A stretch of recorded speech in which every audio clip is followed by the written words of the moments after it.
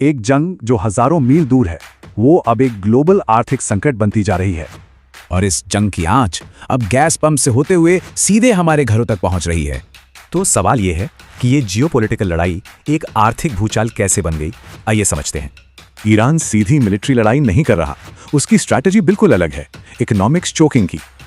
और इस पूरे संकट के सेंटर में है ये एक जगह, स्ट्रेट ऑफ हॉर्मुज, दुनिया का सबसे अहम एनर्जी चोक पॉइंट। सोचिए, पूरी दुनिया की 20% तेल सप्लाई सिर्फ इसी एक पतले से रास्ते से होकर गुजरती है। पर बात सिर्फ तेल की नहीं है, गैस, कार्गो, यहां तक कि हमारे इंटरनेट केबल्स, सबकी लाइफलाइन है ये। अब ईरान ने इसे बंद कर दिया है, जिससे पूरी दुनिया की अर्थव्यवस्था को भारी कीमत चुकानी पड़ रही है।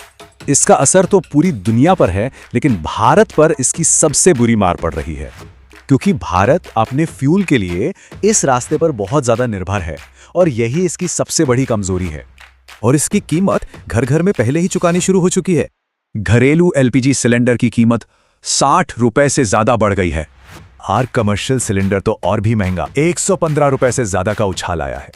यहां तक कि एयर इंडिया ने डोमेस्टिक टिकट्स पर करीब $400 का फ्यूल सरचार्ज लगा दिया है। मतलब ये संकट अब हर सेक्टर में फैल रहा है। रेस्टोरेंट्स, खेती और यहां तक कि एक्सपोर्ट्स भी रुक गए हैं। पर यह सिर्फ भारत या तेल की बात नहीं है, असल में ये एक ग्लोबल सप्लाई चेन का ब्रेकडाउन है।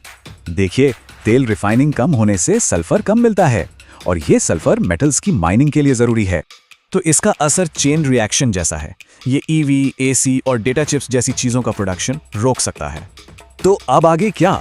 ये संकट आखिर कब और कैसे खत्म होगा? बेस्ट केस में भी हालात नॉर्मल होने में 2-3 महीने लगेंगे। वर्स्ट केस में संकट लंबा चलेगा। मतलब इसका असर ग्लोबल जीडीपी पर पड़ सकता है और कई देशों में मंदी भी आ सकती है। तो जब दुनिया सांस रोक के देख रही है, सवाल यह है कि इस जंग की असली कीमत चुकाएगा कौन? ट्रस्ट मी ब्रो, इस बुक को पढ़ने के बाद तुम्हारा माइंडसेट भी क्लियर हो जाएगा। ब्रो सीरियसली, एक बार ये बुक पढ़ लो, फिर देखना तुम्हारा माइंडसेट भी अपग्रेड हो जाएगा।